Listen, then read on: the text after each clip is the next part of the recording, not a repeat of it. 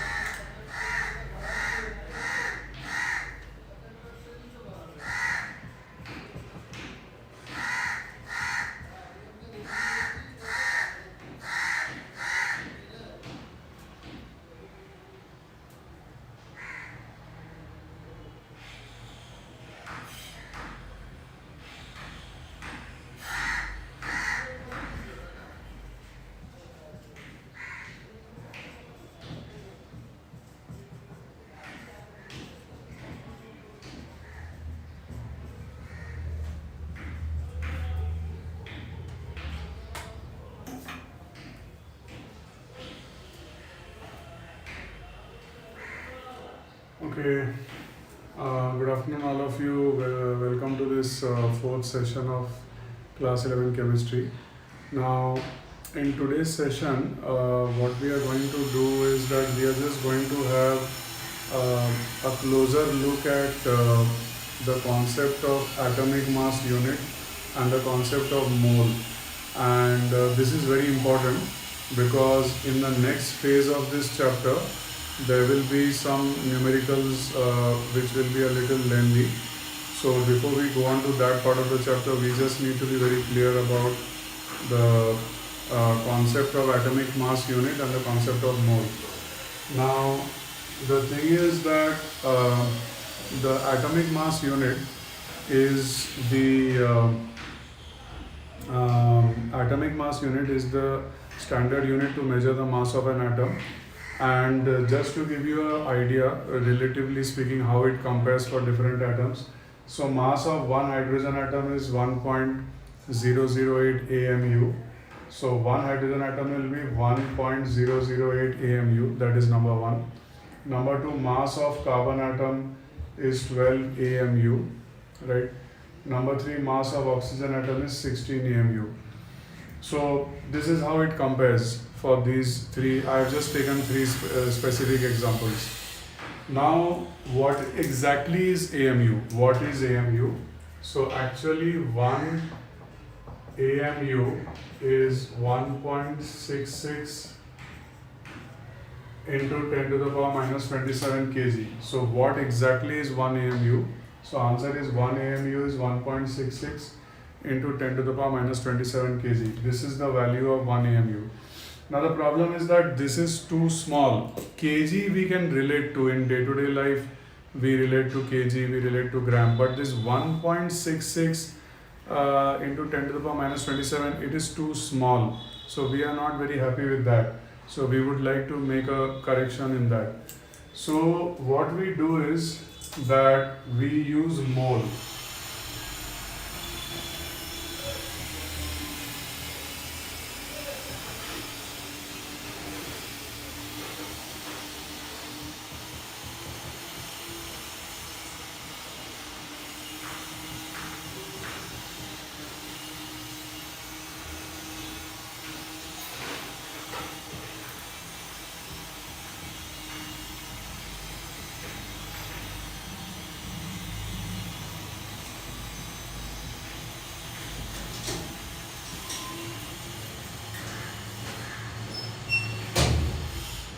So we use mole.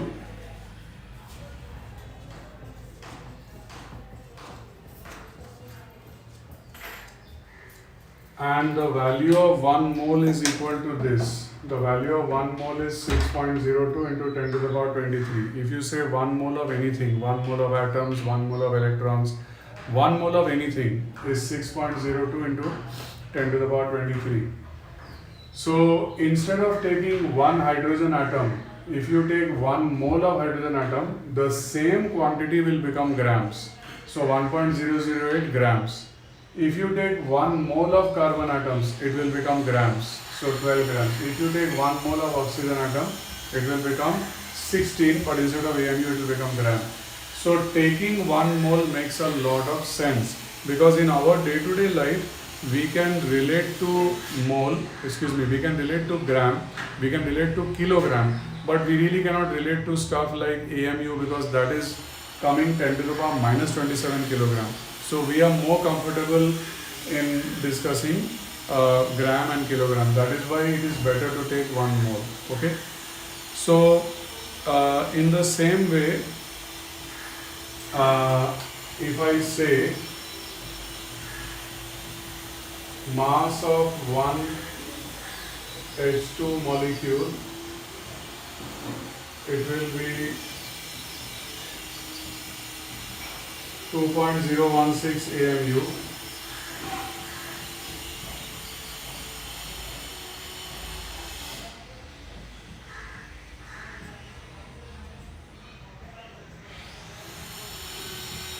Mass of O2 molecule is 32 AMU. So mass of 1 mole of H2, it will be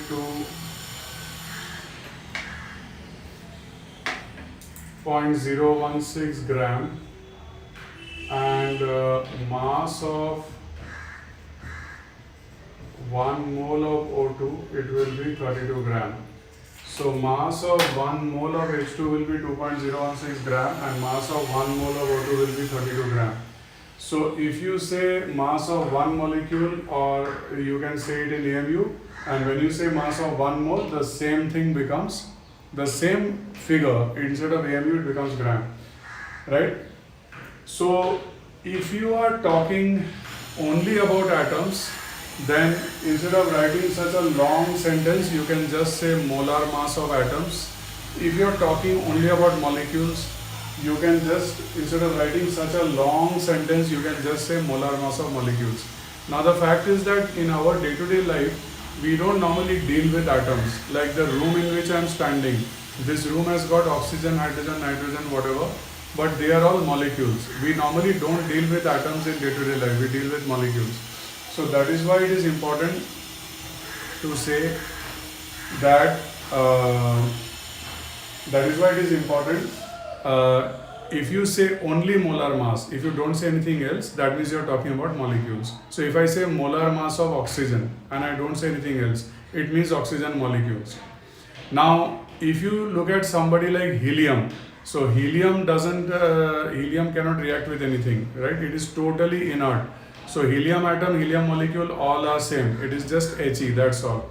So in that case, if you want, you can say molar mass of helium atoms, because there is nothing called helium molecule, right?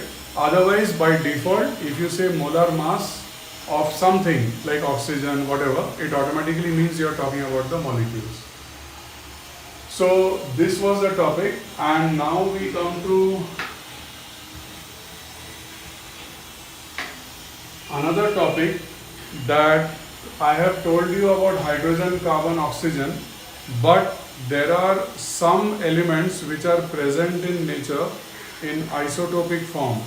Like in nature, you will get isotopes of that element, okay? So there are some elements in nature, you will get isotopes of that element. And in fact, carbon itself is one of them. Carbon itself is one of them. So in that case, what you have to do is that you will have to make a chart. Carbon has 3 isotopes, carbon 12, carbon 13, carbon 14.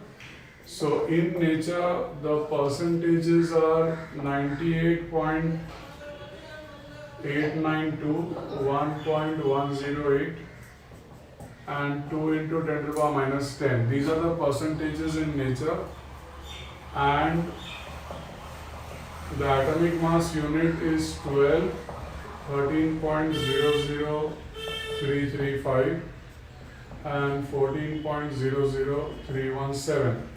So in nature, the carbon 12, 98.892% and 12 AMU, carbon 13, 1.108%, 13.00335 AMU, carbon 14, 2 into 10 to the power minus 10% and 14.00317 AMU.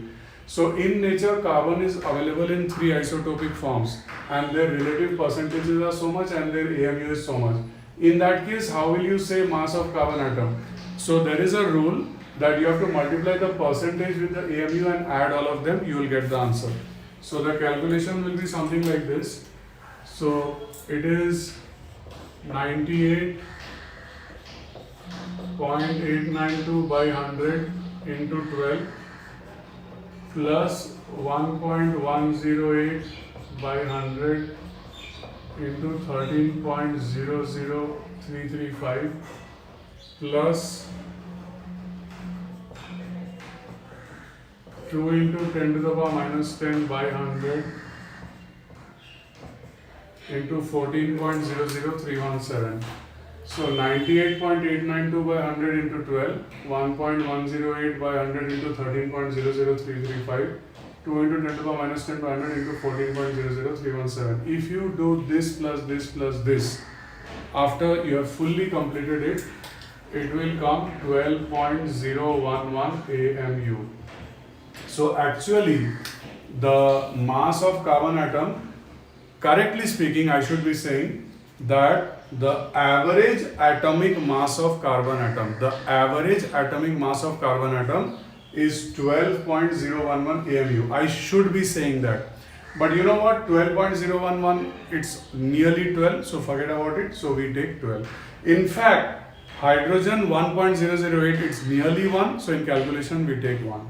Okay? So this was the topic which I wanted to do today, that atomic, what is the relation between atomic mass unit and kilogram, and what is the relevance of mole, what do you mean by the word molar mass, and last but not the least, how do you find average atomic mass when you have a bunch of isotopes.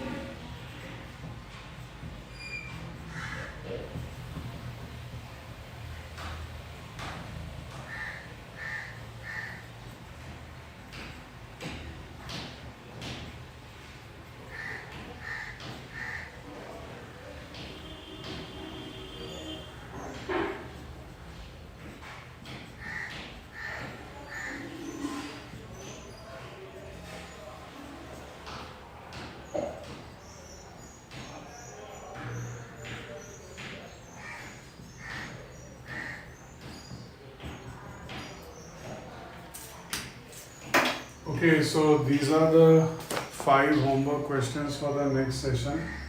Question number 1, calculate the molar mass of H2O, CO2 and CH4. That is the question number 1. Question number 2, find the mass percentage of different elements in Na2SO4. Actually, for doing this question number 2, you can use sodium is 23 and sulfur is 32. Okay. So question number 2, find the mass percentage of different elements in Na2SO4. So you can use sodium 23, sulfur 32. Question number 3, how much copper is present in 100 gram of copper sulfate? Copper you can take 63.5. Okay, how much copper is present in 100 grams of copper sulfate, CuSO4? Copper you can take 63.5.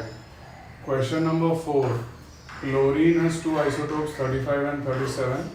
So chlorine 35 is 75.77% and AMU is 34.9689.